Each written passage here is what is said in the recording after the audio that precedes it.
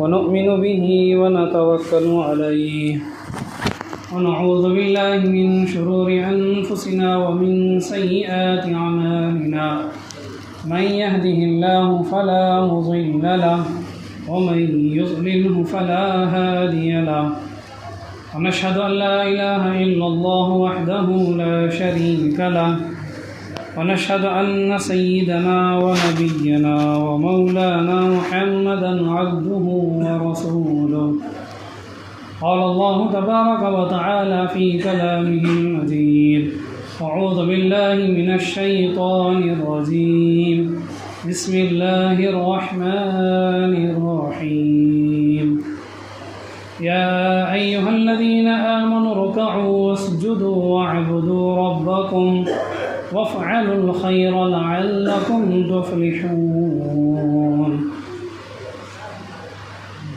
صدق الله العلي العظيم بلغنا رسوله النبي الكريم ونحن على ذلك لمن الشاهدين والشاكرين والحمد لله رب العالمين.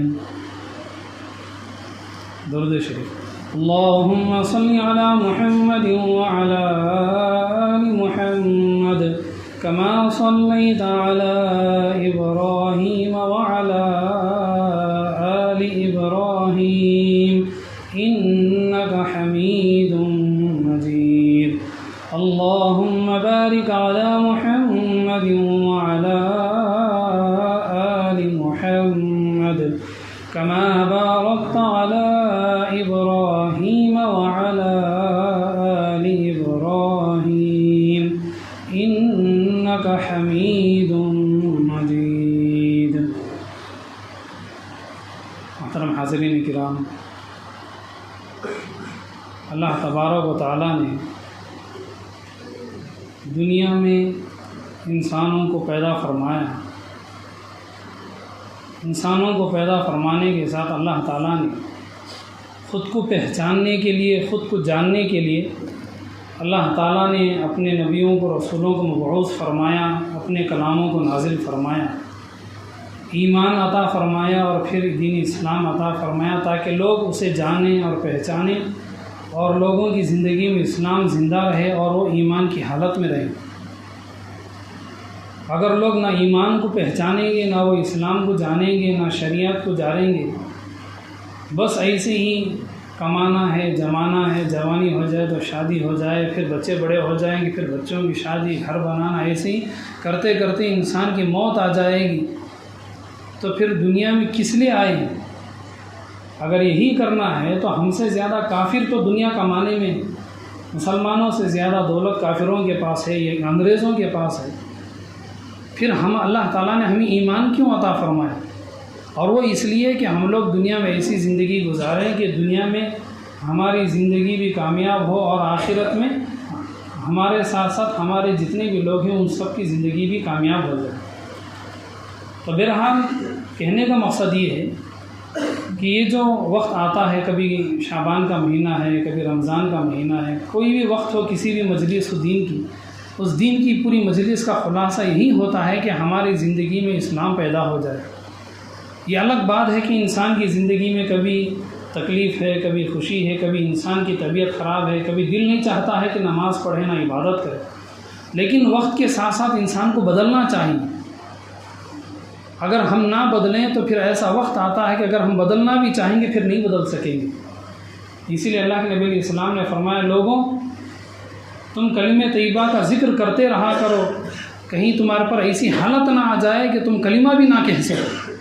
کسی آدمی کے منہ کو لخوا آ گیا، اب جس آدمی کو پیرالائسس ہو گیا، لخوا ہو گیا، فالج ہو گیا، نہ وہ بات کر سکتا ہے، نہ ہاتھ اٹھا سکتا ہے، نہ پاؤں اٹھا سکتا ہے، نہ وہ چل سکتا ہے، نہ بیٹھ سکتا ہے، نہ لوگوں میں چل پھر سکتا ہے. اب وہ انسان کیا اللہ کا نام لے گا؟ کیا وہ نماز پڑھے گا؟ کیا وہ سجدے میں سر رکھے گا؟ کیا اٹھ بیٹھے گا؟ تو اللہ کے نبی علیہ السلام نے فرمایا، لوگوں اس حالت کے آنے سے پہلے تم دین کی عبادت کو پورا کرو. کہیں ایسا نہ ہو کہ تمہارے اوپر ایسی حالت آ جائے کہ جب تم دین کا کام کرنا بھی چاہو، تم نیکی کا کام کرنا بھی چاہو، تم کر نہیں سکو گے. تو اس لیے جو اللہ نے زندگی دی ہے، ہاں کچھ سال ہماری غفلت میں گزر گئے، کچھ لاپرواہی میں گزر گئے. مثال کے طور پر کرونا کا زمانہ آیا تھا، اس میں شعبان کا موقع نہیں، رمضان کا موقع نہیں، مسجد کے باہر مسجد کے سامنے پولیس والے، کئی جگہ میں مسجدوں میں پڑھنے والے نمازیوں کو پولیس والے لے کر کے جیلوں میں لے جا کر کے انہوں نے بھر دیا. آپ اس وقت کو یاد کریں. اس وقت لوگ چاہتے تھے کرونا کے وقت میں، لاک ڈاؤن کے وقت میں، کہ ہم مسجد میں آئیں گے، ہم راتوں کو جاگیں گے، ہم نمازیں پڑھیں گے، ہم ذکر کریں گے. اللہ کے گھر میں آنے کے لیے ہمارا دل چاہتا ہے، ہماری طبیعت چاہتی ہے، ہماری خواہش ہے، ہماری تمنا ہے، لیکن آ نہیں سکتے تھے. ایسی حالت آ گئی کہ انسان مسجد میں جانا بھی چاہتے ہیں لیکن جانے کی اجازت ہے. لیکن اللہ نے پھر ہمیں مسجد میں آنے کا موقع دے دیا، پھر عبادت کرنے کا موقع دے دیا. تو جتنا وقت ہم سے ہو سکے، کم سے کم اتنا وقت ہم اچھائی کے ساتھ پوری طرح سے عبادت میں وقت گزاریں. اگر اس وقت کو بھی جتنا ہم جاگ رہے ہیں، رات کے 12، 1، 2 جتنا بھی ہم جاگ سکتے ہیں، جو لوگ پوری رات جاگ سکتے ہیں وہ جاگ لیں. جو پوری رات نہیں جاگ سکتے، آدھی رات جاگ سکتے ہیں، کم از کم وہ آدھی رات تو اچھی طرح سے تو جاگ لیں. وہ آدھی رات بھی ایسی واسی باتوں میں، بیکار کی چیزوں میں سوتے اونگتے ایسی گزر جائے گی تو پھر کیا فائدہ ہے. تو اپنے آپ کو برداشت کرنا چاہیے. تو بہرحال کہنے کا مقصد یہ ہے کہ حدیث پاک میں جو بتلایا گیا کہ ایسی حالت تم پر آ جائے گی کہ تم عبادت کرنا بھی چاہو گے، تم عبادت نہیں کر سکو گے. وہ حالت تو ساری امت پر آ گئی. جب کرونا کا زمانہ آ گیا، نہ حج ہوا نہ عمرہ ہوا. مسجدیں تو مسجدیں بند ہوئی، اللہ کا گھر مکہ مکرمہ بھی بند ہو گیا. مدینہ منورہ اللہ کے نبی علیہ السلام کی مسجد نبوی بھی بند ہو گئی. اس وقت لوگ چاہتے تھے، دعائیں کرتے تھے کہ ہم مسجد میں جائیں گے، لیکن جا نہیں سکتے. تو بہرحال جو ہمیں موقع ملا ہے، جتنی بھی ہمیں سہولت ہے، کم سے کم جتنا وقت ہم جاگ سکتے ہیں اچھی طرح سے جاگیں. تو بہرحال ایک حدیث پاک میں رسول اللہ صلی اللہ تعالیٰ علیہ وسلم نے ارشاد فرمایا کہ جو مسلمان اچھی طرح وضو کرے، جیسی وضو پورا ہوتا ہے، وضو ختم ہوتا ہے، اس کے گناہ ختم ہو جاتے ہیں. کتنی بڑی بات ہے. روزانہ صبح اور شام میں کافر بھی ہاتھ منہ دھوتے ہیں، انگریز بھی ہاتھ منہ دھوتے ہیں، وہ تو ہم سے زیادہ پاک اور صاف رہتے ہیں. لیکن وضو کرنے سے ہمارے گناہ معاف ہوتے ہیں، لیکن کافروں کے ہاتھ منہ دھونے سے کوئی گناہ معاف نہیں ہوتا. وضو میں ہوتا کیا ہے؟ وضو میں تو ہم بھی ہاتھ دھوتے ہیں، وضو میں ہم بھی تو منہ دھوتے ہیں، ہم بھی پاؤں دھوتے ہیں. یہی ہاتھ پاؤں تو کافر بھی تو دھو رہے ہیں، یہی ہاتھ پاؤں تو انگریز بھی تو دھوتے ہیں، لیکن ان کے گناہ معاف نہیں ہوتے. لیکن اللہ نے کتنی آسانی ہمارے لیے دی ہے. وضو کریں گے ہمارے گناہ معاف، دوسری مرتبہ کریں گے، ظہر میں کریں گے، رات میں کریں گے، رات کے گناہ معاف. فجر کی نماز کے لیے وہ اٹھیں گے، وضو کریں گے، رات میں جو گناہ ہو گئے ہم سے معاف. دن کی نمازوں کے لیے وضو ہوگا، دن کے گناہ معاف. دن بھر ایسے ہم پاک ہوتے رہیں گے. ہم کتنے اللہ کے دربار میں پاک اور صاف ہو جائیں گے. اس لیے وضو جب ہم کریں تو اچھی طرح وضو کریں. وضو کر رہے ہیں، کوہنیاں سوکھی ہوئی ہیں، ایڑیاں سوکھی ہوئی ہیں. چہرے میں جب ہم وضو کر رہے ہیں تو ہمارے جو کان کا حصہ یہاں سے لے کر کے ٹھڈی کا جو نیچے کا حصہ ہے یہاں تک، اور پیشانی کے بال جہاں شروع ہوتے ہیں یہاں تک پورا چہرہ اچھی طرح سے دھونا چاہیے. جلدی میں دھوئیں گے. یہاں پر سوکھا ہوا ہے، پیشانی کے پاس سوکھا، ٹھڈی سوکھی ہوئی ہے، یہاں کوہنی سوکھی ہوئی ہے، ایڑی سوکھی ہوئی ہے. وضو کیسے ہوگا؟ جب وضو نہیں ہوا تو ثواب نہیں ہوا، گناہ معاف نہیں ہوئے. جب وضو نہیں ہوا تو نماز کیوں ہوگی؟ تو وضو ہمیں اچھی طرح سے کرنا چاہیے. یہ حدیث پاک ہونے کے بعد صحابہ رضی اللہ عنہ نے سوال کیا، اللہ کے رسول آپ تو ہمیں پہچانتے ہیں، ہم آپ کے سامنے ہیں، کچھ لوگ آپ کے خاندان کے ہیں، کچھ لوگ انصار کے ہیں، کچھ مہاجرین کے ہیں، کچھ مکے کے ہیں، کچھ مدینے کے ہیں، کچھ عرب کے ہیں، کچھ عجم کے ہیں، کچھ فارس کے ہیں، دور دور کے لوگ ہیں. آپ انہیں جانتے اور پہچانتے ہیں، لیکن آپ ان مسلمانوں کو کیسے پہچانیں گے جو آپ کے انتقال کے بعد دنیا میں آئیں گے، جو آپ کو دیکھے بغیر وہ مسلمان رہیں گے، جو آپ کو دیکھے بغیر وہ نمازیں پڑھیں گے، ان کی زندگی وضو کے ساتھ گزرے گی. آپ قیامت میں کیسے ان کو پہچانیں گے کہ یہ مسلمان آپ کا ہے یا حضرت موسیٰ علیہ السلام کا مسلمان ہے، یہ آپ کا امتی ہے یا پھر ابراہیم خلیل اللہ کا وہ مسلمان ہے؟ اللہ کے نبی علیہ الصلوۃ والتسلیم نے فرمایا یہ کوئی مشکل بات نہیں ہے. مثال دیکھیے، فرمایا جیسے کسی جگہ میں بہت سارے کالے رنگ کے گھوڑے ہیں، پورے کے پورے کالے رنگ کے گھوڑے ہیں، وہاں پر کچھ گھوڑے ایسے ہوں یا ان میں آدھے گھوڑے ایسے ہوں جن کی پیشانی، گھوڑے کا جو سر ہوتا ہے وہ سفید رنگ کا ہے، ان کے پاؤں سفید رنگ کے ہیں، ان کے پاؤں کے بال، سر کے بال، سر کے اوپر کا حصہ، گھوڑے کے کان سب سفید ہیں، باقی جسم کالا ہے. تو سارے کالے گھوڑوں میں ان سفید رنگ کے گھوڑے والے، سر والے گھوڑے بڑی آسانی سے پہچانے جائیں گے. تو یہ مثال دے کر کے اللہ کے نبی علیہ السلام نے فرمایا قیامت کے دن حضرت موسیٰ علیہ السلام کے مسلمان ہوں گے، حضرت ابراہیم خلیل اللہ کے مسلمان ہوں گے، حضرت آدم علیہ السلام کے مسلمان ہوں گے، حضرت عیسیٰ علیہ السلام کے مسلمان ہوں گے۔ سارے نبیوں کے مسلمانوں کے درمیان میں اپنے مسلمانوں کو ایسے پہچانوں گا جن مسلمانوں نے اپنی زندگی میں وضو فرمایا تھا، ان کے وضو کی وجہ سے ان کے چہرے سفید رنگ کی طرح چمکیں گے، ان کے وضو کی وجہ سے دونوں ہاتھ انگلیوں تک وہ چاندی کی طرح چمکیں گے، ان کے دونوں پاؤں سفید رنگ کے ہو جائیں گے۔ یہ نشانی ہوگی کہ وہ میری امتی ہیں، وہ میرے مسلمان ہیں، وہ دوسرے نبیوں کے نہیں، وہ میری امت کے افراد ہیں۔ تو کہنے کا مقصد یہ ہے کہ وضو کرنے کی وجہ سے دنیا میں گناہ معاف، وضو کرنے کی وجہ سے نماز ہوئی، اور اسی وضو کی وجہ سے قیامت میں اللہ کے نبی صلی اللہ علیہ وسلم ہمیں پہچانیں گے۔ جب ہمیں پہچانیں گے تو ہماری سفارش بھی کریں گے۔ اور پھر اس کے بعد نماز ہے، وضو ہوگی تو وضو کے بعد کا دوسرا کام ہے نماز ادا کرنا، نماز پڑھنا۔ یہ نماز اللہ کی طرف سے ایک فرض ہے۔ اب سوال یہ ہے کہ نماز ہم کیوں پڑھیں گے، کس لیے پڑھیں گے؟ کیا نماز پڑھنا ضروری ہے؟ ہاں ضروری ہے۔ کیوں؟ اس لیے کہ ہر انسان کا ایک حق ہوتا ہے۔ کسی آدمی کی شادی ہو گئی، مثال کے طور پر آپ کی بہن ہے یا آپ کی بیٹی ہے، کوئی بھی، آپ نے اپنی شادی اس آدمی کے ساتھ کر دی، آپ کی بہن کی یا بیٹی کی، کسی کی بھی اپنے خاندان کی شادی کرنے کے بعد نہ وہ آپ کی بہن کا خیال رکھے، نہ وہ آپ کی بیٹی کا خیال رکھے، بس وہ اپنے آپ میں رہے، یہاں وہاں رہے، تو آپ اسے کیا عزت دیں گے؟ شادی کرنے کا ایک فرض ہوتا ہے کہ وہ بیوی کے لیے کھانے پانی کا انتظام کرے، اس کے رہنے کے لیے گھر کا انتظام کرے، اسے عزت کے ساتھ زندگی گزارنے کا اہتمام کرے۔ ایسا نہیں کہ شادی کر کے وہ چھوڑ دے۔ تو جیسے شادی کرنے کے بعد ایک عورت کا فرض ہوتا ہے مرد کے اوپر کہ اسے پالے پوسے، اگر بچے ہو جائیں تو بچوں کا خیال وہ رکھے، ایسے ہی اللہ نے ہمیں پیدا کیا ہے، مسلمان کی حالت میں پیدا کیا ہے، تو یہ اللہ کا ہمارے پر حق ہے کہ ہم اللہ کے دربار میں اپنا سر جھکائیں۔ جیسے کافر اپنے بتوں کے سامنے سر جھکاتے ہیں، جیسے عیسائی اتوار کے دن چرچ میں جا کے سر جھکاتے ہیں، یہودی وہ ہفتے کے دن اپنے اپنے ٹیمپل میں جا کر کے وہ سر جھکاتے ہیں، ایسے ہی ایمان والے جمعے کا دن ان کے لیے عید کا دن ہے، جمعے کے دن میں اللہ کے لیے، اللہ کے سامنے پانچوں نمازوں میں اللہ کے دربار میں وہ سر جھکائیں۔ کیوں؟ اس لیے کہ اللہ کا حق ہے۔ جتنا کافر وہ اپنے بتوں کو مانتے ہیں، اتنا مسلمان بھی اللہ کو نہیں مانتے کہ اللہ نے ہم پر نماز فرض کی۔ یہ الگ بات ہے کہ ہم سے سستی ہو گئی، لاپرواہی ہوگی، ہم نماز ادا نہیں کر چکے، یہ الگ بات ہے، لیکن نماز کو حقیر نہیں سمجھنا چاہیے۔ کئی مرتبہ لوگ الٹے سیدھے سوال کرتے ہیں کہ نماز کیوں پڑھیں گے؟ یہ نماز پڑھنا اللہ کا حق ہے۔ کیوں؟ اس لیے کہ اللہ نے ہمیں مسلمان بنایا ہے، اللہ تعالیٰ نے ہمیں ایمان عطا فرمایا ہے۔ دنیا کے اندر جتنے بھی زندگی گزارنے کے طریقے ہیں وہ صرف 4 طریقے ہیں۔ پہلا طریقہ ہے بادشاہ ہوتے ہیں۔ بادشاہ یعنی کیا؟ اس زمانے کے یوں سمجھے جیسے کہ ایم ایل اے ہو یا ایم پی ہوں یا پھر پرائم منسٹر ہو، یہ سب بادشاہوں کے درجے میں ہو جاتے ہیں۔ دوسرے نمبر پر نوکری کرنے والے، چاہے گورنمنٹ کی نوکری ہو یا پرائیویٹ میں نوکری، کہیں بھی نوکری کرنے والے ہوں۔ اور تیسرے وہ ہیں جو کھیتی یا پھر باغ کا کام کرتے ہیں، اس کے ذریعے سے ان کی زندگی گزرتی ہے۔ اور چوتھا طریقہ انسان دکان کھول کر کے بیٹھ جائے، اپنے ہاتھ سے اس کی زندگی گزارے، اپنے ہاتھ سے، جیسا کہ انسان ویلڈنگ کرتا اپنے ہاتھوں کے ذریعے، کوئی انسان اپنے ہاتھوں کے ذریعے ٹیپنگ کر کے، اپنے ہاتھوں کے ذریعے، پڑھے لکھے لوگ کمپیوٹر وغیرہ کے ذریعے سے کام کر رہے ہیں، کچھ لوگ اپنے ہاتھ کے ذریعے سے پینٹ کا کام کر رہے ہیں، بہت سارے کام جو اپنے ہاتھوں سے ہوتے ہیں جسے فن یا ہنر کہتے ہیں۔ یہ 4 طریقے ہیں۔ پہلا جو طریقہ ہے وہ مسلمان جو بادشاہ قسم کے ہیں، جو حکومت کی سیٹوں پر بیٹھے ہوئے ہیں، لوگوں کی وجہ سے نہیں، حکومت میں جیت ہو گئی، الیکشن میں جیت ہو گئی، اگر وہ لوگ نماز نہیں پڑھیں گے تو اللہ تعالیٰ انہیں فرعون کے ساتھ جہنم میں بھیجیں گے۔ کیوں؟ اس لیے کہ فرعون کے پاس بھی حکومت تھی اور ان کے پاس بھی حکومت مل گئی، سیٹ مل گئی، الیکشن میں جیت گئے، اس کے بعد بھی وہ نماز نہیں پڑھتے ہیں، تو پھر ان میں اور فرعون میں کیا فرق رہا؟ تو اللہ تعالیٰ فرعون کے ساتھ انہیں دوزخ میں ڈال دیں گے۔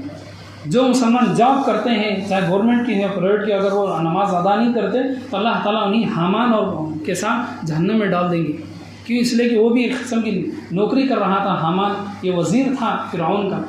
اور تیسرے نمبر پر جو کھیتی کا کام کرتے ہیں یا پھر جن کے باغ ہوتے ہیں، بہت سارے باغ کے ذریعے جو فصل لیتے ہیں، جیسے کہ آموں کا ہو گیا، جھاڑوں کے ذریعے سے جنہیں فصل ہوتی ہے، اگر وہ لوگ نماز نہ ادا کریں تو اللہ تعالیٰ انہیں ابی بن خلف کے ساتھ جہنم میں ڈال دیتے ہیں۔ کیوں؟ اس لیے کہ وہ انسان بھی اسی طرح باغوں کے ذریعے، کھجور کے باغوں کے ذریعے، اس کی بڑی بڑی زمینیں تھیں، وہاں پر فصلیں لی جاتی تھیں۔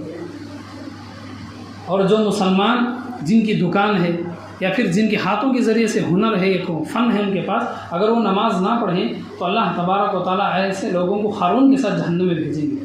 قارون بہت بڑا کاروباری آدمی تھا، اس کے پاس اتنا زیادہ خزانہ تھا، سونا تھا کہ وہ بہت بڑے بڑے اس نے گوڈن بنا رکھے تھے، گوڈنوں کی حفاظت کے لیے بہت بڑے بڑے خفل اس نے بنا رکھے تھے۔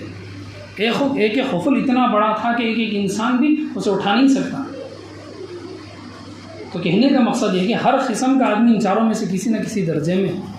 ایک حدیث پاک میں موجود ہے، اللہ تعالیٰ قیامت کے دن مسلمانوں کو لائیں گے، ان سے سوال کریں گے کہ تم نے نمازیں کیوں نہیں پڑھی زندگی میں؟ یہ اللہ کا حکم تھا، اللہ کا حق تھا تمہارے اوپر، تم نے نمازیں کیوں ادا نہیں کی؟ وہ کہیں گے کہ ہم حکومت میں تھے، ہم گورنمنٹ کی سیٹوں پر بیٹھے ہوئے تھے، ہمارے پاس وقت نہیں تھا ہمیں نماز پڑھنے کے لیے۔ جیسے دنیا میں لوگ چالاکی چلاتے ہیں، ایسے اللہ کے دربار میں بھی وہ چالاکی دکھائیں گے۔ ہر انسان اپنی دماغ کی ہوشیاری دکھاتا ہے۔ اللہ تعالیٰ ان کے سامنے حضرت سلیمان علیہ السلام کو لے کر آئیں گے۔ اللہ کی یہ وہ پیغمبر ہیں جن کا ذکر اللہ نے 19ویں پارے میں فرمایا، ایسی حکومت اللہ نے نہیں دی تھی، ایسی گورنمنٹ نہیں اللہ نے دی تھی، انسان تو انسان، جانور تو جانور، پرندے، حتیٰ کہ جنات بھی ان کے قبضے میں تھے۔ جیسے جیلوں کے اندر قیدیوں کو ڈالتے ہیں، حضرت سلیمان علیہ السلام جیلوں کے اندر جنوں کو ڈالتے تھے۔ جن کیا ہوتا ہے؟ ایک ہوے کی طرح ہوتا ہے، کوئی انسان ہوے کو پکڑ نہیں سکتا، ایسی جن بھی ہوتا ہے ہوے کی طرح، ہاتھ ہلاؤ تو ہاتھ چلا جائے گا، ہوا وہیں کی وہیں ہوا رک جائے گی، ایسی جن کی حالت ہوتی ہے۔ اگر جن آپ کے سامنے کھڑا ہو جائے، آپ ہاتھ ہلائیں گے، اس کے جسم کے اندر سے آپ کا ہاتھ باہر نکل جائے گا، جن آپ کے سامنے کھڑا رہے گا۔ اللہ نے ایسی حکومت دی کہ ان جنوں کے ذریعے سے سلیمان علیہ السلام نے سمندروں سے ہیرے وہ نکلواتے، بہت سارے موتی سمندر کے خزانے وہ نکلواتے، ان کے ذریعے انہوں نے مسجد اقصیٰ تعمیر کرائی۔ کہنے کا مقصد ہے کہ اللہ تعالیٰ اس وقت وہ مسلمان جو الیکشن میں جیتنے کے بعد سیٹوں پر بیٹھتے ہیں، ان سے سوال کریں گے تم نے کیوں نماز نہیں پڑھی؟ وہ کہیں گے ہمیں گورنمنٹ کا کام تھا، ہم سیٹوں پر بیٹھے ہوئے تھے، پبلک کی بڑی ذمہ داری تھی۔ اللہ تعالیٰ کہیں گے تمہاری کیا ذمہ داری تھی؟ یہ سلیمان علیہ السلام یہ جانوروں کو تک روزی پہنچانے کا یہ کام کرتے تھے۔ آج کا کون سا ایسا بادشاہ ہے جو جنگلوں میں پلنے والے جانوروں کے تک کے لیے فکر کرتا ہو؟ بلکہ تو الٹا جنگل کے جانور پکڑ کے ان کے گھروں میں پہنچ جاتے ہیں۔ تو اللہ تعالیٰ ان سے کہیں گے کہ سلیمان علیہ السلام نے تم سے بڑی حکومت کی تھی، انہوں نے نماز نہیں چھوڑی، انہوں نے خود ایک مسجد بھی بنا دی، مسجد اقصیٰ جو دوسرا قبلہ ہے۔ اللہ تعالیٰ کہیں گے کہ تمہارا یہ ہیلا بہانہ نہیں چلے گا، فرشتوں سے کہیں گے جاؤ ان مسلمانوں کو اٹھا کر کے دوزخ میں پھینک دو۔ کہنے کا مقصد یہ ہے کہ اللہ تعالیٰ جانتے ہیں کہ کیا انسان کیا کیا کھیل کھیل سکتا ہے، کیا ہوشیاری وہ دکھا سکتا ہے، کیا ہیلے بہانے وہ بنا سکتا ہے۔ پھر اللہ تعالیٰ اور مسلمانوں کو لے آئیں گے، ان سے سوال کریں گے کہ تم نے نمازیں کیوں نہیں پڑھی زندگی کے اندر؟ وہ مسلمان کہیں گے کہ اے اللہ ہمیں بیماری آ گئی تھی، ہم کھڑ نہیں سکتے تھے، ہم بیٹھ نہیں سکتے تھے، ہم پانی میں ہاتھ نہیں ڈال سکتے تھے، بڑی کمزوری تھی، ہمارے جسم میں بخار رہتا تھا، جتنی بیماریاں ہوں گی وہ اللہ کے دربار میں بہت سارے ہیلے بہانے، بہت ساری بہت کچھ باتیں بتائیں گی۔ اللہ تعالیٰ ان کے سامنے حضرت ایوب علیہ السلام کو لے کر آئیں گے۔ اللہ اکبر! حضرت ایوب علیہ السلام اللہ کے ایسے پیغمبر گزرے ہیں، آپ سوچ بھی نہیں سکتے کہ وہ نبی کیسے اللہ کے نبی تھے۔ ان کی جسم میں اتنی کمزوری آ گئی کہ ان کی جسم کے اندر کیڑے آ گئے، مرے ہوئے انسان کے جسم میں کیڑے آ جائیں گے، مردے کے جسم میں کیڑے آئیں گے، وہ کیڑے مردے کو کھا جائیں گے۔ اگر کسی زندہ انسان کے جسم میں کیڑے آ جائے اور وہ کیڑے زندہ انسان کے گوشت کو کھانے لگے اور ان کیڑوں کی آواز سے انسان نہ سو سکے، اس انسان کی کیا حالت ہوگی؟ یہ وہ اللہ کے نبی تھے حضرت ایوب علیہ السلام، ان کی جسم میں زندہ حالت میں ان کی جسم میں کیڑے آ گئے تھے۔ وہ کیڑے ان کی جسم کے گوشت کو کاٹ کاٹ کر کے کھا رہے تھے۔ اگر ایک مچھر ہمیں کاٹ لے، ایک چونٹی ہمیں کاٹ لے، اگر کوئی کیڑا ہمیں کاٹ لے تو ہم نماز کے اندر کھجاتے رہ جائیں گے۔ اس حالت میں بھی حضرت ایوب علیہ السلام اتنے کمزور ہو گئے تھے، کئی مرتبہ ان کے جسم سے جو کیڑا نکل کر کے زمین پہ چلا جاتا وہ واپس اس کیڑے کو اٹھاتے اور اٹھا کر اپنے جسم میں رکھ کے کہتے، اے وہ خدا کی مخلوق تو کہاں کو چلی جا رہی ہے؟ اللہ نے تیری کھانے کی غذا، تیرے کھانے کے لیے میرے جسم کو گوشت تیرا رزق بنا دیا ہے، آ جا میرے جسم کا گوشت کھا لے، میرے جسم کو کھا لے، لیکن میں اللہ کا نام چھوڑنے کو تیار نہیں۔ حضرت ایوب علیہ السلام کے جسم میں اتنے زیادہ وہ کیڑے لگ گئے تھے، اتنی کمزوری آ گئی تھی، نہ وہ بیٹھ سکتے تھے، نہ وہ کروٹ لیٹ سکتے تھے، ایسی ہی وہ چت لیٹے ہوئے ہی اللہ کا نام لے کر کے وہ ایسی نماز پڑھتے تھے۔ حدیث پاک میں موجود ہے جو لوگ کھڑے ہو کے نماز نہیں پڑھ سکتے وہ بیٹھ کر کے نماز پڑھیں، جو بیٹھ کر کے بھی نماز نہیں پڑھ سکتے وہ زمین پہ سو جائیں۔ جیسے میت کو جب سلاتے ہیں تو اس میں 2-3 طریقے ہیں۔ ایک طریقہ تو یہ کہ جیسے نماز میں کھڑتے ہیں، ایک آدمی کو ایسی سلا دے تو اس کے پاؤں قبلے کی طرف ہوں گے، کچھ لوگ ایسے سلاتے ہیں قبروں میں، وہ ماحول یہاں نہیں، لیکن کچھ لوگ میت کو سر اس طرف کر کے سر ادھر کر لیتے ہیں، یا پھر سر اس طرف کریں گے، پاؤں اس طرف کریں گے، بہرحال انسان کا رخ اس طرف ہو، اور وہ سوئے سوئی اشارے کے ذریعے ہاتھ باندھ لے، جب رکوع کرنا ہے تو سر جھکا لے، رکوع کی تسبیح کرے، رکوع سے اٹھنے کے لیے سمی اللہ لمن حمیدہ کہہ کے سر اٹھا لے، سجدے کے لیے اپنے سر کو جھکا لے، اس طرح اشاروں میں وہ نماز پڑھے، یعنی کہ نماز کسی حالت میں بھی معاف نہیں ہے۔ تو اللہ تعالیٰ ان مسلمانوں سے پوچھیں گے کیا تمہارے جسم میں کیڑے آ گئے تھے؟ دیکھو میرے اس نبی کو، جن کی جسم میں کیڑے آ گئے تھے، نہ وہ اٹھ سکتے تھے، نہ قدم اٹھا سکتے تھے، نہ وہ چل پھر سکتے تھے، لیکن ایسے ہی لیٹے لیٹے زمین پر پڑے ہوئے 18 سال تک وہ زمین پر لیٹے رہے، اسی حالت میں ان کی وہ 18 سال کی زندگی گزری، اور اس حالت میں بھی اللہ کی نماز ادا کرتے رہے۔ اللہ تعالیٰ کہیں گے کہ کیا تمہارے اوپر ایسی بیماری آئی تھی؟ نہیں چلے گا تمہارا یہ عذر، یہ ہیلے بہانے تمہارے نہیں چلیں گے۔ فرشتوں سے کہیں گے جاؤ ان کو اٹھا کر کے جاؤ، جہنم میں پھینک کر کے آ جاؤ۔ اللہ تعالیٰ اتنے غصے میں ہوں گے قیامت کے دن، حدیث پاک میں موجود ہیں، مسلمان جا کر کے نبیوں سے کہیں گے آپ اللہ کے پاس جا کر کے، آپ اللہ کے بہت بڑے پسندیدہ نبی ہیں، آپ اللہ تعالیٰ نے آپ کی تعریفیں کی ہیں، آپ اللہ کے سامنے جا کر کے کچھ ریکویسٹ کریں، یعنی کہ سفارش کریں، اور اللہ سے دعا کریں اللہ ہم پر رحم کر دے۔ وَإِذَا الرُّسُلُ أُقِّتَتْ، قرآن کریم میں اللہ نے فرمایا اللہ کے رسول اللہ کے غصے کو دے کر جب اللہ تعالیٰ نمازیوں کو سے اٹھا کر کے جہنم میں ڈال دیں گے، اللہ کے رسول بھی اللہ کے غصے کو دے کر، اللہ کے جلال کو دے کر، اللہ کے رسول بھی کھڑے ہوئے زمین پر گر جائیں گے۔ اقیتت کہتے ہیں گھٹنوں کے بل گر جانا، کھڑا ہوا انسان جیسے ہی وہ گرے تو گڑگے سامنے آ جاتے ہیں اور زمین پر گر جائیں گے۔ نبیوں کے اندر بھی اتنی طاقت نہیں ہوگی کہ وہ کھڑے ہو سکیں، اتنا غصہ ہوگا اللہ تعالیٰ کا قیامت کے دن۔ اللہ تعالیٰ پھر کچھ مسلمانوں کو لائیں گے، ان سے پوچھیں گے کہ تم نے نمازیں کیوں نہیں ادا کی؟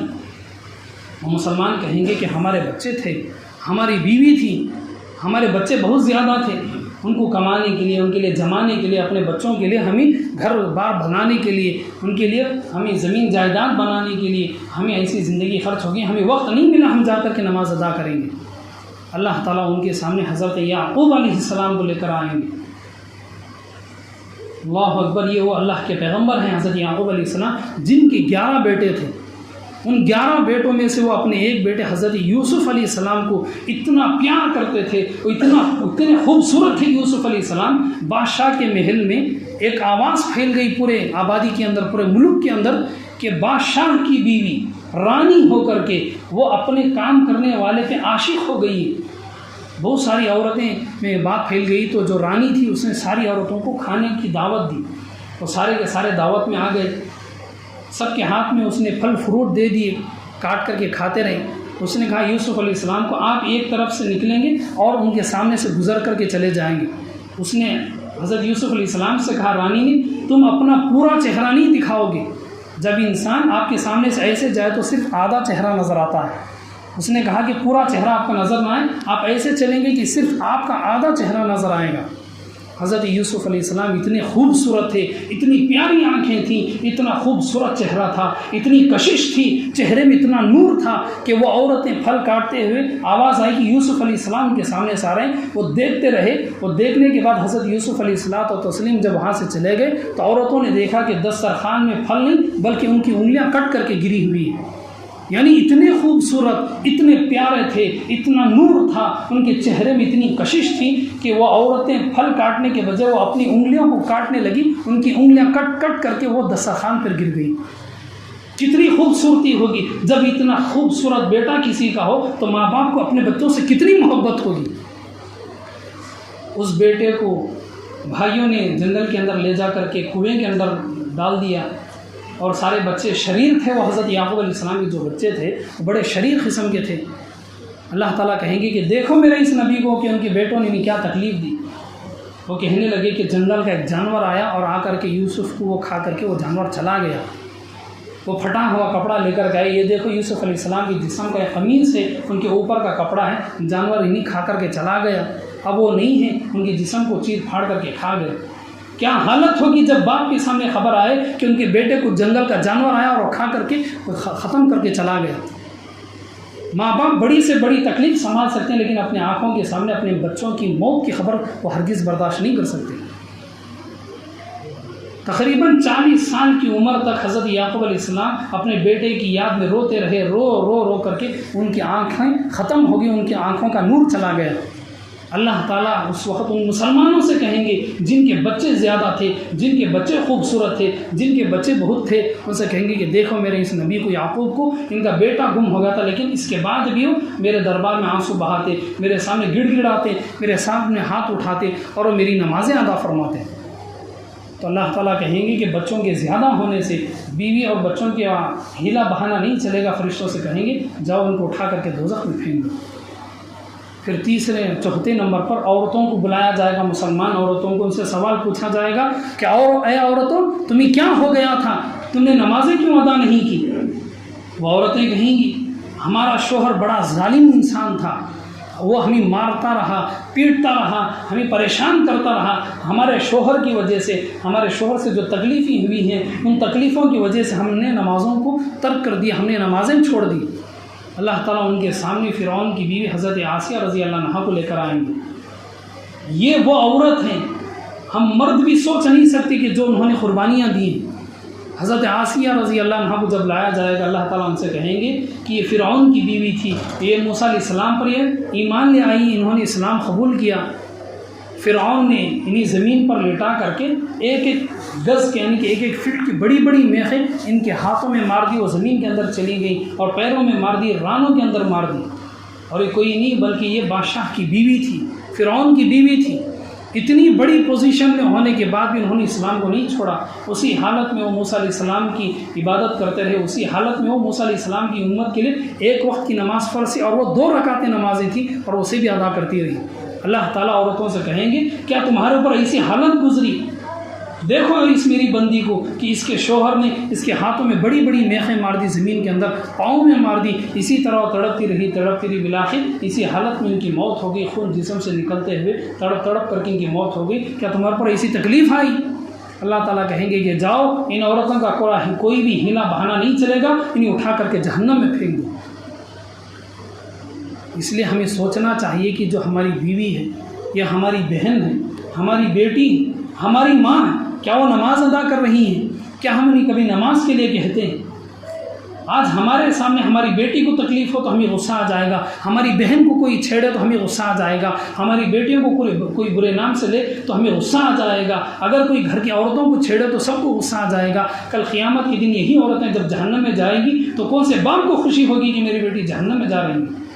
اس لیے ہر مرد اپنی عورتوں کو نماز کی تاکید کرے، اپنے بچوں کو نماز کی تاکید کرے۔ اسی لیے اللہ کے نبی السلام نے فرمایا جب 7 سال کی عمر میں آپ کے بچے پہنچ جائیں تو انہیں نماز کا حکم کرو، 10 سال کی عمر میں آ جائیں نماز نہ پڑھے تو انہیں مارو، انہیں ڈراؤ دھمکاؤ تاکہ نماز ادا کر سکیں۔ جب وہ مسلمان یہ چاروں قسم کے جہنم میں چلے جائیں گے، جو دوزخ کا مالک ہے، مالک یعنی کہ جو بہت بڑا فرشتہ ہے اس کا نام ہے مالک، دوزخ کے بڑے فرشتے کا نام مالک ہے اور جنت کے بڑے فرشتے کا نام رضوان ہے۔ جو دوزخ کا فرشتہ سوال کرے گا ما سلککم فی سقر، اے مسلمانوں تو مسلمان ہو کہ یہاں دوزخ میں کیوں آئے ہو؟ دوزخ میں تو کافروں کو آنا چاہیے تھا، دوزخ میں تو عیسائیوں کو آنا چاہیے تھا، یہودیوں کو آنا چاہیے تھا، تو مسلمانوں کو کیا ضرورت تھی کہ تم دوزخ کے اندر آ گئے؟ قرآن کریم میں اللہ نے فرمایا قالوا لم نک من المصلین، وہ مسلمان کہیں گے ہمارا گناہ یہی ہے کہ ہم لوگ دنیا میں نماز نہیں پڑھتے تھے۔ اس لیے ہم لوگوں کو چاہیے کہ ہم نماز ادا کریں۔ اگر کسی وجہ سے مسجد میں آنے میں دیر ہو گئی، کام زیادہ رہا، کسی بھی وجہ سے دیر ہو جائے کوئی بات نہیں، آپ گھر میں جب کھانے کے لیے جائیں گے ہاتھ منہ دھو کر کے گھر ہی میں نماز پڑھ لیں۔ نماز چھوڑ کر کے بڑا گناہ لینے کے بدل کم از کم جب آپ دیر ہو جائے تو گھر میں نماز ادا کر لیں، اپنی دکانوں میں نماز ادا کر لیں۔ بہرحال نماز ہر حال میں ادا کریں، چاہے نماز مسجد میں ہو یا گھر میں ہو یا دکان میں ہو، کہیں پر بھی ہو نماز ہو ہی جائے گی۔ اللہ کے نبی علیہ السلام نے فرمایا یہ پوری زمین میرے لیے مسجد بنائی گئی ہے۔ مسجد صرف اس جگہ کا نام نہیں ہے، اس بڑے ہال کا نام مسجد نہیں ہے، مسجد اللہ کی پوری زمین مسجد ہے، جہاں بھی نماز ہوگی وہ نماز قبول ہو جائے گی۔ لیکن اگر جماعت کے ساتھ ہم آ سکتے ہیں تو مسجد میں آئے، اگر کسی وجہ سے ہمارے لیے کوئی دقت ہوگی، دیر ہوگی تو اپنے گھروں میں دکانوں میں نماز پڑھ لیں۔ کھانے کے لیے ہاتھ منہ ضرور دھوتے ہیں، اسی وقت ہم وضو کر کے نماز پڑھ لیں، 2 منٹ میں نماز ہو جائے گی، آپ کھانا کھا لیں۔ کہنے کا مقصد ہے کہ ہماری زندگی جو غفلت میں گزر گئی، جو سستی میں گزر ہوتا ہے، اللہ سے معافی مانگ لیں، اب سے ایک معمول بنا لیں کہ ہم لوگ دوپہر میں اگر دیر ہو جائے تو کھانے کے لیے جب ہاتھ منہ دھوئیں گے تو وہیں پہ نہ گھر میں یا دکان میں جہاں بھی موقع ملے کوشش کر کے نماز ادا کر لیں۔ رات میں جو بھی لوگ گھر کو جاتے ہیں وہ ایسے کھانے نہیں بیٹھ جاتے بلکہ ہاتھ منہ ضرور دھوتے ہیں، اس وقت آپ وضو کر لیں، اگر ہو سکے تو اس وقت کچھ زیادہ جسم میلا ہے تو ایک مرتبہ غسل بھی کر لیں۔ 2 منٹ میں نماز آپ کی ادا ہو جائے گی، چھوٹے چھوٹے سورے پڑھ لیں، 2 منٹ میں آپ کی نماز ہوگی، آرام سے کھا لیں، آرام سے سو جائیں۔ بہرحال نماز ادا کرنے کی پوری کوشش کریں، فرض نمازی بھی ہمیں ادا کرنا چاہیے، اور اس ایسی راتوں میں صلاۃ و تسبیح ادا کرنا چاہیے۔ صلاۃ و تسبیح ادا کرنے کی وجہ سے انسان کے سارے گناہ معاف ہوتے ہیں۔ جیسے فرض نمازوں کا ایک مقام ہے، ایسی نفل نمازوں میں صلاۃ و تسبیح ایک اونچی نماز ہے۔ اس نماز کی وجہ سے ہمارے چھوٹے گناہ، بڑے گناہ، جو گناہ ہم چھپ کر کے کرتے ہیں، جو گناہ جوانی میں کیے ہوئے ہوتے ہیں، جو گناہ چھپ چھپ کر کے لوگ کرتے ہیں، وہ سارے گناہ اس نماز کی وجہ سے معاف ہو جاتے ہیں۔ یہ نماز کا طریقہ سیکھنا چاہیے۔ اس نماز میں 4 رکعتیں ہوتی ہیں، اس پوری 4 رکعت نماز میں 300 مرتبہ تیسرا کلمہ سبحان اللہ الحمد للہ ولا الہ الا اللہ اللہ اکبر پڑھی جاتی ہے۔ یہ طریقہ آپ جانیں یا پھر بعد میں آپ کو بتلایا جائے گا۔ تو کہنے کا مقصد یہ ہے کہ وضو پہلا یہ کام ہے، اس کے بعد ہمیں نماز ادا کرنا چاہیے، اور پھر اس کے بعد جتنے ہمارے مرحومین تھے سب خبروں میں چلے گئے۔ ایک وقت ہمارے اوپر بھی ایسا آئے گا کہ ہم بھی دنیا میں نہیں رہیں گے، ہمیں بھی خبر میں جانا پڑے گا، اس لیے خبر میں جانے سے پہلے ہمیں خبر کی تیاری کرنا چاہیے۔ حضرت ابو ہریرہ رضی اللہ تعالیٰ عنہ فرماتے ہیں، ایک مرتبہ ہم قبرستان میں گئے، اللہ کے نبی علیہ السلام بھی ہمارے ساتھ قبرستان میں تھے، وہاں پر ایک خبر کو دیکھ کر کے فرمایا، یہ جو خبر ہے دیکھنے کے لیے خبر ہے، لیکن جتنی بھی خبریں ہیں دنیا میں ہر خبر کی طرف سے آواز آتی ہے، اے لوگوں یہ قبرستان جو علاقہ ہے، قبرستان جو خبریں جہاں پر بنتی ہیں وہ جگہ آواز دے کر کے کہتی ہے کہ یہ تنہائی کا گھر ہے، یہ کیڑوں مکوڑوں کا گھر ہے، یہ غربت کا گھر ہے، یہ پریشانی کا گھر ہے، یہاں پر آنے سے پہلے تم تیاری کر لو۔ اللہ کے نبی اسلام نے فرمایا کہ جو خبر کا گھڑا ہے دیکھنے کے لیے گھڑا ہے، لیکن اصل میں یا تو جنت کا ایک باغ ہے یا پھر جہنم کا ایک گھڑا ہے۔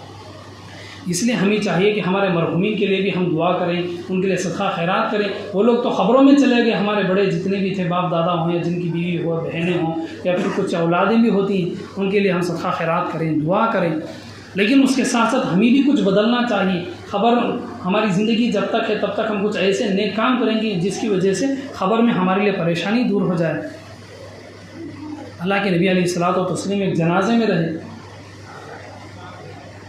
اور اس صحابی کا نام ہے حضرت سعد رضی اللہ تعالیٰ عنہ۔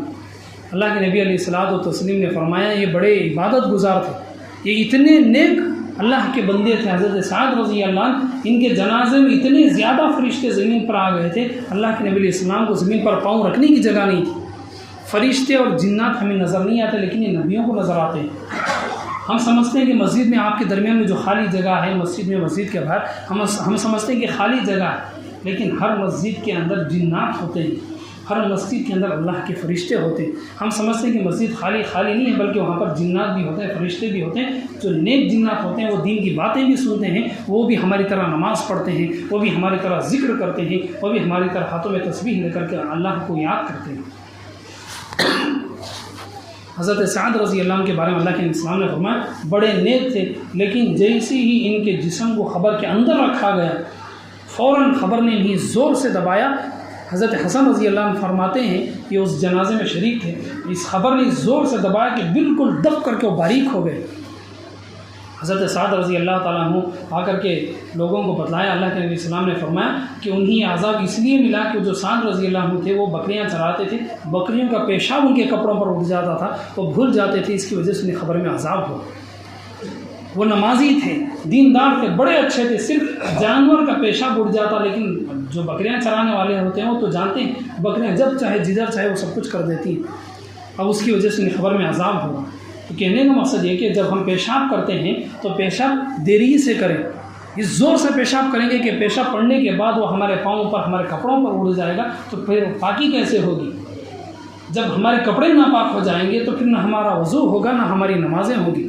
اس لیے پیشاب جب بھی کریں بالکل آہستہ کے ساتھ کریں۔ اللہ کے نبی علیہ الصلوۃ والتسلیم کا طریقہ تھا، جب آپ زمین پر پیشاب کرتے، پیشاب کرنے سے پہلے لکڑی کے ذریعے سے زمین کو کھود کر کے نرم کر دیتے۔ جب زمین کو کھود کر کے نرم کر دے، پیشاب کر رہے ہیں تو پیشاب فوراً اس نرم مٹی کے اندر چلا جائے گا، یعنی اللہ کے نبی اسلام نے بتلا دیا کہ جب پیشاب کرے تو اس انداز سے کریں کہ پیشاب کے قطرے اس کی چھینٹیں ہمارے اوپر نہ اڑے، جس کی وجہ سے خبر کے اندر عذاب ہوتا ہے۔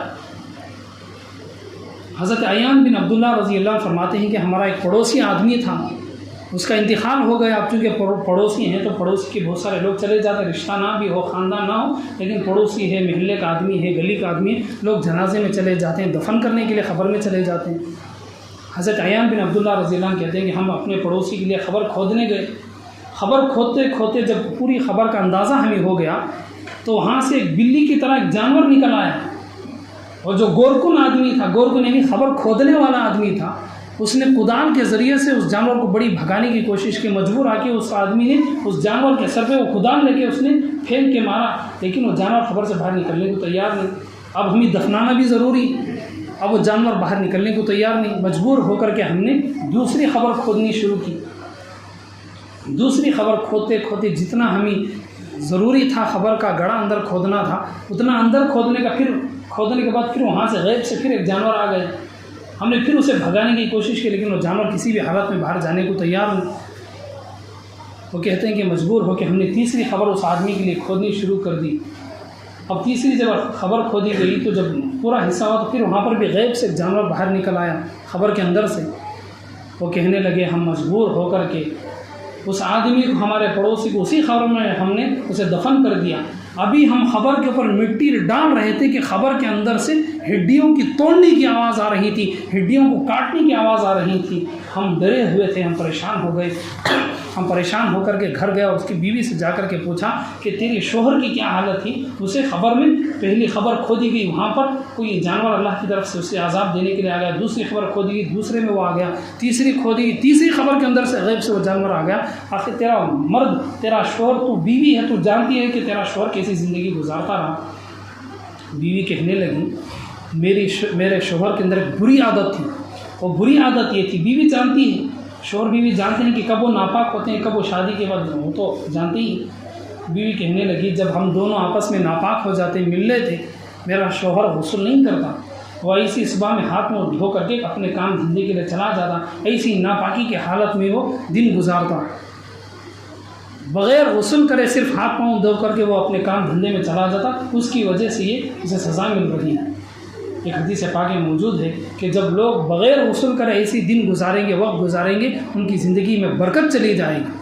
آج جس جگہ میں بھی جائیں مسلمانوں کے پاس برکت نہیں، پیسے آتے ہیں لیکن کہاں چلے جاتے ہیں معلوم نہیں۔ برکت کس کو کہتے ہیں؟ جب برکت آئے گی گھروں کے اندر سے بیماریاں ختم ہو جائیں گی۔ جب برکت آئے گی پیسے خرچ ہونے کے بعد پھر بھی گھر کے اندر رہیں گے۔ جب برکت نہیں ہوگی پیسے آتے رہیں گے جاتے رہیں گے، پتہ نہیں کہاں چلے گئے۔ جب برکت نہیں ہوگی تو بیماریوں کے پیچھے بیماریاں، اور اولاد سے سکون، سب کچھ ختم ہو جائے گا۔ تو اس لیے جب انسان ناپاک ہو جائے تو جیسے ہی موقع ملے فوراً اسے غسل کر کے دن میں کام دھندے کے لیے جانا چاہیے۔ کئی لوگ ناپاکی کی حالت میں اسے ہاتھ منہ دھو کر کے، صابن سے منہ دھو کر کے باہر چلے جائیں گے، دیکھنے والوں کو تو گورے نظر آئیں گے، صابن سے کتنی بھی مرتبہ دھو لیں، لیکن اندر کی جو ناپاکی ہے، غسل آپ نے نہیں کیا، وہ ناپاکی تو اللہ جانتے ہیں کہ کون سا انسان پاک ہے، کون سا انسان ناپاک ہے۔ اس لیے ہمیں وضو بھی اچھی طرح کرنا ہے اور غسل بھی اچھی طرح کرنا ہے۔ تو یہ جو خبر کا عذاب ہے اللہ تعالیٰ نے جانور کو مسلط کر دیا، اللہ تعالیٰ اپنے نبیوں کے ذریعے سے، اپنے ولیوں کے ذریعے، رسولوں اور صحابہ کرام کے ذریعے سے جو ہمیں قصے بتلاتے ہیں، وہ اس لیے کہ کچھ لوگوں کو دیکھ کر کے باقی لوگ سدھر جائیں، اپنے اندر جو اس طرح کی بری عادتیں انہیں چھوڑ کر کے اپنے آپ کو ہم سدھاریں۔ صفا مروہ مکہ مکرمہ میں ایک علاقہ ہے، جب حاجی جاتے ہیں حج کے لیے، صفا مروہ کے درمیان میں انہیں 7 مرتبہ گھومنا ضروری ہے، وہاں پر راؤنڈ لگانا ضروری ہے۔ اگر وہ نہیں کریں گے تو ان کا حج نہیں ہوگا۔ تو صفا جو علاقہ ہے وہاں پر کچھ سالوں پہلے وہاں پر ایک آبادی تھی، وہاں پر ایک آدمی کا انتقال ہو گیا۔ علامہ اسحاق رحمۃ اللہ علیہ عرب کے بزرگان دین میں سے، بڑے اولیاء اللہ میں سے عرب کے، وہ کہتے ہیں کہ اس گاؤں کی جماعت نے ہمیں یہ واقعہ بتایا کہ اس گاؤں کا جو گورکن آدمی تھا، قبرستان کھودنے، یہاں پر تو 2-2 3-3 آدمی مل کر کے خبر کھودتے ہیں، ورنہ آج بھی شہروں میں ایک ہی آدمی پوری خبر کھود دیتا ہے۔ ایک آدمی تھا جو گورکن تھا، ایک آدمی خبر کھودنے والا، وہ ایک ہی آدمی ساری خبر کھود دیتا۔ اس آدمی نے خبر کھودی، خبر کھودنے کے بعد اس کے پاس بہت سارے پیسے تھے، خبر کھودتے ہوئے وہ ایسے اپنے پیسے وہاں پر بھول گیا، جب جنازے کو لایا گیا تو اس جنازے کو میت کو نکال کر کے وہاں پر دفن کر دیا گیا۔ اب وہ جو گورکن آدمی تھا، قبرستان کا آدمی، جو خبر کھودنے والا آدمی تھا، وہ بھی بھول گیا۔ اس کے بعد جب اسے رات میں بات یاد آئی کہ ارے میں تو اپنے پیسے خبر کے اندر بھول کر کے آ گیا ہوں، خبر کھودتے وقت مٹی پڑ گئی ہے، اسی وہ اندر رہ گئی۔ عرب میں جو خبر کھودی جاتی ہیں ان کا انداز الگ ہوتا ہے۔ ان کا انداز یہ کہ وہ خبر بالکل سیدھی کھودیں گے۔ یہ طریقہ خبر کا آپ دیکھ لیں، بالکل خبر سیدھی کھودیں گے۔ سیدھی خبر کھودنے کے بعد الماری کی طرح پھر اندر کھودیں گے، جیسے دیوار ہے، دیوار کے اندر الماری جو ہے، ایسی خبر کا سیدھا گڑھا ایک ہوگا، اس گڑھے کے اندر پھر الماری کی طرح اندر کھدائی ہوگی۔ گویا کہ میت کو اس اندر رکھنے کے بعد وہاں پر اینٹیں رکھ دیں گے یا لکڑیاں یا پھر پتھر رکھ دیں گے، پورا جو بڑا گڑھا ہے وہ خالی ہوگا، اس میں وہاں پر مٹی ڈال دیں گے۔ اس آدمی نے اس خبر کو کھودا اور وہ جو میت کو اندر جو ڈھکیلنے کا علاقہ تھا اندر الماری کی طرح، وہاں پر اس نے میت کو جب وہاں کی لکڑیاں جو بھی تھی اسے ہٹا کر کے دیکھا تو وہ آدمی دیکھتے فوراً بے ہوش ہو گیا۔ پھر اس کے بعد بہت دیر بعد اس سے ہوش آیا تو فوراً خبر کی مٹی بن کر کے آبادی میں آیا اور اس نے بتایا کہ ہم پر کیا ہوا۔